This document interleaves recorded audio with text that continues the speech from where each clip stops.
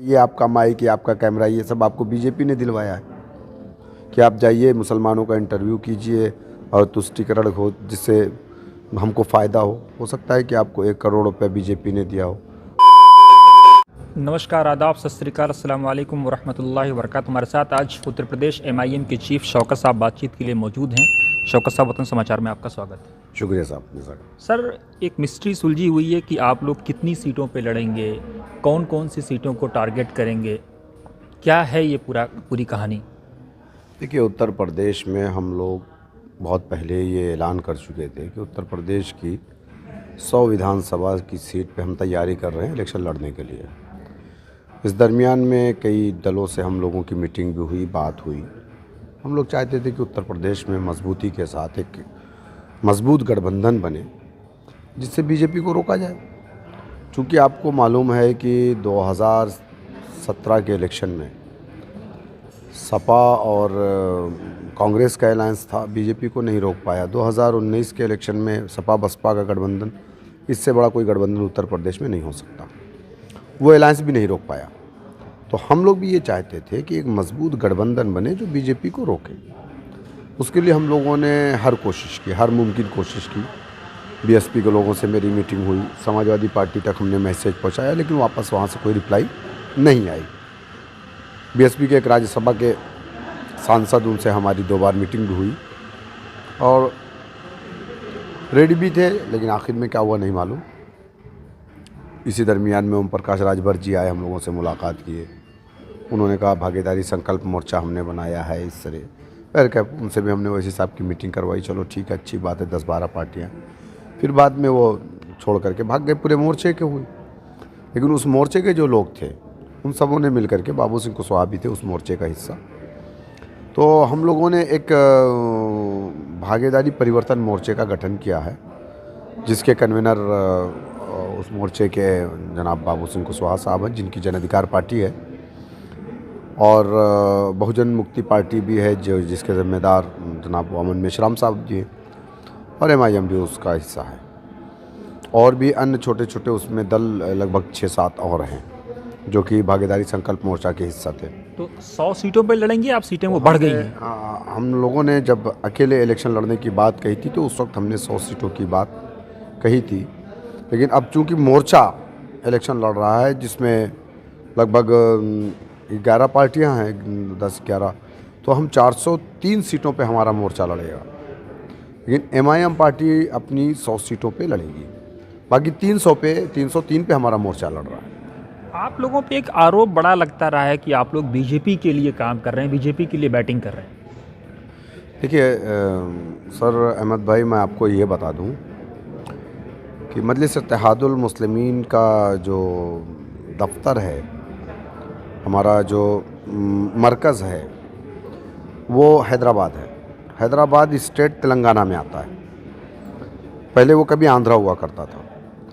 और मजलिस इत्तेहादुल मुस्लिमीन की जो तारीख़ है वो 1 साल, 2 साल, 5 साल, 4 साल, 10 साल की नहीं है। 1957 में मजलिस इत्तेहादुल मुस्लिमीन बनी और 1960 में पहला इलेक्शन लड़ी थी। लेकिन आज तक आंध्रा में ये बीजेपी नहीं थी, उसके पहले ये जनसंघ थी, तब भी इसको पनपने नहीं दिया एमआईएम ने, और वहाँ पर आज तक बीजेपी की हुकूमत एमआईएम ने नहीं बनने दिया। अगर हम बीजेपी की बी टीम होते तो सबसे पहले हम अपनी ए टीम की हुकूमत बनवाते, जहाँ पर हमारा मरकज़ है। तो ये आरोप बेबुनियाद है और ये इल्ज़ाम हमेशा किस पर लगता है? मुस्लिम लीडरशिप पर लगता है। अखिलेश यादव मध्य प्रदेश चुनाव लड़े तो उससे नुकसान नहीं हुआ, वहाँ कांग्रेस पार्टी को, बीजेपी को फ़ायदा नहीं पहुँचा। उत्तराखंड में समाजवादी चुनाव लड़ने जा रही है, उससे फ़ायदा नहीं पहुँचेगा बीजेपी को, कांग्रेस का वोट नहीं कटेगा। शौकत साहब, ये बताएं कि आप लोग मुस्लिम भागीदारी की बात करते हैं, कहते हैं कि साहब ओवैसी अखिलेश साहब के मंचों से मुसलमानों को धकेला जा रहा है, लेकिन आप लोग जो जिन्हें चीफ मिनिस्टर डिक्लेयर किया उसमें कोई मुसलमान का नाम तो है नहीं। देखिए, ये ऐलान हुआ है कि अगर आवाम अपनी मोहब्बतों से हमें नवाजती है, अगर हमको हुकूमत करने का मौका देती है, तो उत्तर प्रदेश में 2 चीफ मिनिस्टर 2.5 साल के लिए बनेंगे, जिसमें एक बैकवर्ड क्लास से होगा और एक दलित से होगा, और 3 डिप्टी सीएम होगा जिसमें एक मुसलमान भी होगा। तो सीएम मुसलमान क्यों नहीं होगा? नहीं, देखिए डिप्टी सीएम मुसलमान, भाई हम तो ये ऐलान किए, बाकी और लोग तो नाम भी नहीं ले रहे हैं मुसलमानों का। भाई जिन लोगों ने मुसलमानों के वोटों की भीख से सरकारें बनाई 4-4 मरतबा, उन्होंने तो मुसलमानों को कभी डिप्टी सीएम नहीं बनाया। मुसलमानों ने झोली भर भर के वोट डाला उन लोगों को, अपनी पार्टी समझा, उनके डंडे झंडे को अपने कंधों पर रखा, जिंदाबाद के नारे लगाए। तो उनके बारे में कभी, अगर हम डिप्टी सीएम की बात कर रहे हैं तो ये आपको कम लगती है क्या? किसी ने तो बात भी नहीं किया है। अच्छा, ये बताएं कि आप पर एक आरोप और लग रहा है कि साहब आप लोगों ने अगर मुस्लिम नेतृत्व की सच में बात की थी तो उलमा काउंसिल को बुलाते, पीस पार्टी को बुलाते, इन दलों से भी गठबंधन करते। क्या कारण रहा कि इन दलों से आपकी कोई बातचीत नहीं हुई? देखिए, ये जो मोर्चा बना है ना, भागीदारी परिवर्तन मोर्चा, इसके कन्वीनर जनाब बाबू सिंह कुशवाहा साहब हैं। तो मुझे लगता है कि उन लोगों को मोर्चे के कन्वीनर से मुलाकात करनी चाहिए, समझ रहे हैं कि नहीं? बाबू सिंह कुशवाहा एक बड़ा चेहरा है उत्तर प्रदेश की राजनीति में, और मुझे लगता है कि उनका जो तजर्बा है वो ना मेरे पास है, ना किसी अन्य दल के जिन नेताओं का नाम लिया है आपने उनके पास है। मुझे लगता है कि उन लोगों को एक मरतबा बाबू सिंह कुशवाहा साहब से मिलना चाहिए, जो कन्वीनर के, जो हमारे मोर्चे के कन्वीनर हैं। भाई ओवैसी साहब बड़े नेता हैं, अगर बड़ा दिल दिखा करके इन लोगों को बुलाएं तो क्या बुराई है? हम तो कह रहे हैं कि हम तो एक मोर्चे का हिस्सा हैं जिसमें 10-11 पार्टियां हैं, उसमें बाबू सिंह कुशवाहा जी हमारे कन्वीनर हैं। आए, मुलाकात करें, दरवाजे बंद नहीं हुए हैं किसी के लिए, दरवाजे ओपन हैं। मैनिफेस्टो कब आएगा? मंशूर क्या होगा आपका? इंतज़ार करिए। क्या मुद्दे कौन से उठाएंगे आप लोग? कौन से किन इशूज़ को सरकार में आने के बाद एड्रेस करेंगे? देखिए, उत्तर प्रदेश के अंदर मुसलमानों के साथ नाइंसाफ़ी हुई है। उत्तर प्रदेश एक ऐसी जगह है जहां 19,000 लोगों पर एक डॉक्टर है, जबकि पॉपुलेशन के हिसाब से 1,000 पे एक डॉक्टर होना चाहिए, और यहाँ पर 19,000 पे एक डॉक्टर है। उत्तर प्रदेश के अंदर मुसलमान जहाँ 20% है, सरकारी नौकरी में वो 5% है, वो भी बी ग्रेड की नौकरियों में। उत्तर प्रदेश के अंदर बहुत सारे ऐसे ज़िले हैं जैसे श्रावस्ती है, बलरामपुर है, आपका बहराइच है, बस्ती, बहुत सारे इलाके मुसलमानों के ऐसे हैं जहाँ पर एटीएम और बैंक दोनों ब्लैक लिस्टेड हैं, नहीं खोलते ये लोग। तो ये जो नाइंसाफ़ियाँ हुई है ना इस कौम के साथ, उसी नाइंसाफ़ी के ख़िलाफ़ हम आए हैं। और मैं आपको एक बात साफ़ तरीके से कह देना चाहूँगा कि जिस समाज का अपना सियासी दल होता है, उसी समाज के पास ताकत होती है, और सियासी सत्ता की जो चाबी होती है ना, जब तक उस चाबी को आप हासिल नहीं करेंगे, आप अपनी कामयाबी के, इंसाफ के कोई दरवाजे नहीं खोल सकते। आप पर एक आरोप ये भी लग रहा है कि 2014 के बाद ही ये सारे ख्यालात क्यों आए, 2014 से पहले क्यों नहीं आए? देखिए, मैं 2013 में पहली मर्तबा मैं हैदराबाद का सफ़र किया था। मजलिस इत्तेहादुल मुस्लिमीन यहाँ पर आई नहीं, बल्कि हम लोग जा कर के ले कर के आए।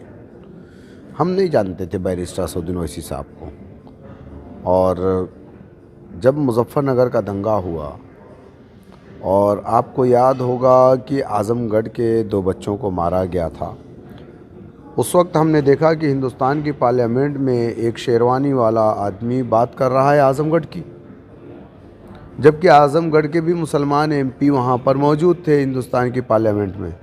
उत्तर प्रदेश के बहुत सारे मुसलमान एमपी थे, लेकिन एक जो दक्कन से आते हैं वो वहाँ पर बात कर रहे हैं मुसलमानों की, कि उनके साथ नाइंसाफ़ी हुई आज़मगढ़। तब हमने उनको यूट्यूब पर सर्च करना शुरू किया, तो हमें लगा कि एक काबिल लीडरशिप है, हमें मिलना चाहिए इनसे। तब मैंने हैदराबाद का सफ़र किया, मैंने जाकर के दारुस्सलाम में उनसे मुलाकात की। वो उत्तर प्रदेश बिल्कुल आने को तैयार नहीं थे। अच्छा शौकत साहब, मुस्लिम सीटों पर आरोप लगता है कि आप मुस्लिम सीटों पर ही फोकस क्यों करते हैं? तो फिर कहाँ करें? लोकतंत्र है, 403 सीटें हैं, आप उससे पहले वहाँ भी ट्राई कर सकते हैं। आपको कैसे मालूम कि हम सिर्फ मुस्लिम सीटों पे लड़ रहे हैं? आप ये कैसे कह सकते हैं? विरोधी तो आपके ही आरोप लगा रहे हैं ना कि मुस्लिम वोटों को तितर बितर करने के लिए आप लोग आते हैं। कि विरोधियों के पास कोई मुद्दा तो नहीं है। मुद्दे की बात करें बैठ करके तो उनके पास कुछ नहीं है। चूँकि देखिए मैं आपको बता दूं, कोई हिंदू भाई इल्ज़ाम नहीं लगाता, ये भी आप जानते होंगे। इल्ज़ाम लगाने वाला हमारा कलमा गो भाई है। उसका सबसे बड़ा रीज़न ये है कि वो समाजवादी पार्टी और बीएसपी और कांग्रेस का लीडर नहीं है, बल्कि डीलर है और दलाल है। उसको डर इस बात का है कि अगर एमआईएम यहाँ पर वजूद में आ जाती है, अगर एक लीडरशिप डेवलप हो जाती है, तो कहीं ना कहीं हमारी जो दलाली की दुकान चल रही है वो दुकान बंद होने का ख़तरा है। इल्ज़ाम जहाँ तक लगाने की बात है एमएस साहब, मैं 2013 से काम कर रहा हूँ और मैं भी पूर्वांचल का आजमगढ़ ज़िले का रहने वाला हूँ। आज तक तो मेरे पास कोई नहीं आया मुझे ख़रीदने के लिए, आज तक तो कोई मुझसे नहीं मिला। इल्ज़ाम तो मैं अभी आप पर लगा दूँ, साबित नहीं कर पाऊँगा। इल्ज़ाम लगाना बहुत आसान है। अभी मैं कह दूं कि भाई ये आपका माइक, ये आपका कैमरा, ये सब आपको बीजेपी ने दिलवाया है कि आप जाइए मुसलमानों का इंटरव्यू कीजिए और तुष्टिकरण हो जिससे हमको फ़ायदा हो सकता है कि आपको 1 करोड़ रुपये बीजेपी ने दिया हो, लेकिन मैं उसको साबित नहीं कर पाऊँगा। कह तो सकता हूँ, कहना आसान है, किसी पे भी इल्ज़ाम लगाया जा सकता है। मुस्लिम यूथ में वसी साहब को लेकर के काफ़ी उम्मीदें, अपेक्षाएं हैं। जिस तरह से यूट्यूब पर हम देख रहे हैं कि अब लोग एकदम वन साइडेड वसी साहब की तरफ आ रहे हैं, कि आपको लगता है कि इसको आप लोग संभाल पाएंगे? बिल्कुल बिल्कुल, ये हमारी 7 साल की मेहनत है। आवाम के दरमियान में मैंने 1 2 3 4 नहीं, मैंने हज़ारों की तादाद में गांव के अंदर नुक्कड़ सभाएँ की है। मेरी गाड़ी में हमेशा लाउडर वो डब्बा रहता है और मैं काशीराम वाली राजनीति आप कर रहे हैं? कम से कम मैंने 3 से 4 हज़ार सभाएँ की है, कम से कम 7 सालों में। वो भी गांव में जा कर के, मैंने बड़े प्रोग्राम नहीं किए। सिर्फ मैंने मुसलमानों को इकट्ठे करके यही कहा है, हिस्सेदारी। काशीराम जी से यकीनन मैं इस मामले में बहुत इंस्पायर हूँ कि उन्होंने एक दबे कुचले कौम को जगाया और सत्ता की चाबी उनको दिलाया। यही दलित था। शौकत साहब, दुबई में बैठे भारतीयों से जो मेरी बातचीत हुई, मैंने कई लोगों का इंटरव्यू किया, कई पत्रकारों का, गल्फ न्यूज़ के एडिटर का भी इंटरव्यू किया। उसमें उन्होंने कहा कि क्या ओवैसी साहब इस बात को अश्योर कर पाएंगे कि यूपी से जाने के बाद, विधानसभा चुनाव के बाद भी उनके ऑफिसेज यूपी में मौजूद रहेंगे, उनके लोग यूपी में मौजूद रहेंगे, उनके वर्कर्स यूपी में मौजूद रहेंगे? देखिए, मैं तो मूल रूप से यूपी का रहने वाला हूँ। 2013 में हमारा ऑफिस लखनऊ में खुला है। 17 में भी हम इलेक्शन लड़े थे। हम भाग गए क्या? हम तो लगातार मैदान में हैं। मैदान में ही नहीं बल्कि अखलाक पे पूछिएगा समाजवादी से या गल्फ जिसकी आप बात कर रहे हैं, उनसे पूछिएगा। मैं गांव का नाम बताता हूँ, पिलखुआ हापुड़। वहाँ 2 बच्चों को मारा, 2 लोगों को मारा गया, एक कासिम नामी शख्स और एक समीउद्दीन। किस चीज़ के आरोप में मारा गया? गाय के नाम पे। कासिम की तुरंत मौत हो गई, समीउद्दीन के दाहिने तरफ जो है उनकी पसलियाँ हाथ पैर तोड़ डाले गए। मैं भाग के गया, 1 लाख रुपए की मदद कासिम के परिवार को एमआईएम की तरफ से किया और 50,000 के इलाज के लिए समीउद्दीन के पास पैसे नहीं थे। टांडा अम्बेडकर नगर में अब्दुल कयूम को मार दिया गया, लिंचिंग कर दी गई। मुअज्जिन थे, मस्जिद में अजान देते। मैं भाग करके गया, समाजवादी का ज़िला अध्यक्ष भी नहीं गया, मैं जाकर के उसके घर को 1 लाख रुपया दे के आया। अल्ताफ़ को मारा गया, आपको मालूम है, तरकारी सब्ज़ी बेचने वाला। कौन गया भाई? यही सवाल आप उनसे करिए, समाजवादी पार्टी के लोगों से, कि आप क्यों नहीं गए। मैं भाग करके गया। अच्छा, क्या कारण है शौकत मैं साहब? भाग ब्रीफ करके में गया, अल्ताफ़ के घर वालों को मैंने 1 लाख रुपए की इमदाद की। अभी यहाँ पे पुलिस कस्टडी में जेल के अंदर भी मारा गया।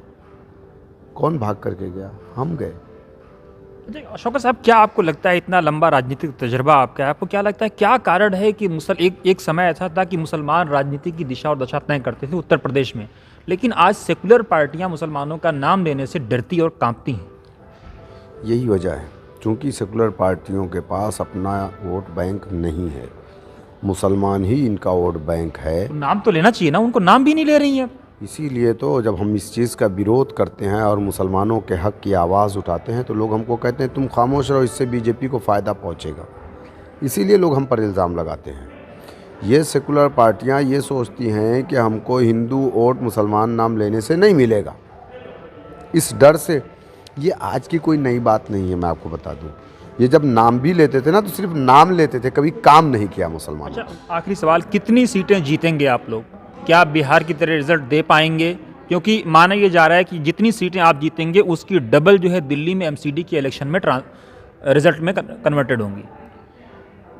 बिहार में हम 5 सीटें जीते थे, हम उत्तर प्रदेश में इंशाल्लाह उससे ज़्यादा जीतने जा रहे हैं इंशाल्लाह। East UP, west UP, centre UP, कहाँ पर? हम चारों जोन में जीतेंगे, चारों जोन में हमारे इंशाल्लाह ताला एमएलए जीत करके आएंगे, आप देखिएगा। जब आप डोर टू डोर कैंपेन नज़र करते वैसी साहब नहीं आ रहे हैं, क्या कारण है? वैसी साहब तो है यहीं पे है। नहीं, डोर टू डोर जिस तरह से दूसरी पार्टियां कैंपेन कर रही हैं वैसी साहब इस तरह से डोर टू डोर नज़र नहीं आ रहे हैं। अभी देखिए, इलेक्शन कमीशन की जो गाइडलाइन है उसको हम लोग फॉलो कर रहे हैं। लगातार 3 वर्चुअल रैली हम कर रहे हैं। अभी देखिए 4:30 4 बजे ख़त्म हुई है, अभी 6 बजे हम लोग वर्चुअल रैली कर रहे हैं। हमारी जो वैन है, एलईडी वैन, वो पूरे प्रदेश में सारे कैंडिडेट के पास है। फर्स्ट और सेकंड राउंड के जो कैंडिडेट हमारे डिक्लेयर हो गए हैं, नॉमिनेशन हो गया, वो हमारी वैन पहुंच गई है। कल साहिबाबाद में ओवैसी साहब का पैदल दौरा है। कल से ओवैसी साहब ज़मीन पे उतर रहे हैं? ओवैसी साहब ज़मीन पे 1 साल से है उत्तर प्रदेश में। सबसे पहले उत्तर प्रदेश में चुनावी बिगुल बजने के बाद की मैं बात कर रहा हूँ। नहीं, ओवैसी साहब उत्तर प्रदेश में हैं, यहाँ होटल में ऊपर हैं और कंटिन्यू हैं। ऐसा नहीं है कि रोज़ चले जाते हैं, यहीं पर हैं। वर्चुअल रैलियाँ हो रही है, हर एक चीज़ का सिस्टम होता है ना। जब इलेक्शन कमीशन 30 तारीख से जब अलाउ करेगा, अभी तो दिक्कत भी आ रही है, परमिशन भी नहीं मिल पा रही है, बमुश्किल कल की परमिशन हमको मिली है। जो कल हमारे जो कैंडिडेट हैं पंडित मनमोहन झा साहिबाबाद से, पहला जो है डोर टू डोर कैंपेन यानी पैदल दौरा ओवैसी साहब का वहाँ पर है 1 घंटे का। उसी दिन दूसरा पैदल दौरा लोनी में है, उसी दिन लोनी में जनसभा भी है। पंडित समुदाय के लोगों को भी आपने टिकट दिया, माना जा रहा है कि लखनऊ से भी किसी पंडित को देंगे और गोरखपुर से भी किसी पंडित को उतारेंगे, इस तरह की खबरें भी मैदान में। देखिए, मामला पंडित या ठाकुर या यादव या दलित या मुसलमान का नहीं है, मामला अच्छे कैंडिडेट का है। हमको बताते ऐसा है, लेकिन ऐसा कुछ है नहीं। हम अच्छा कैंडिडेट उतारेंगे इंशाल्लाह मैदान में। आपको शुक्रिया शौकत साहब से बात करने के लिए।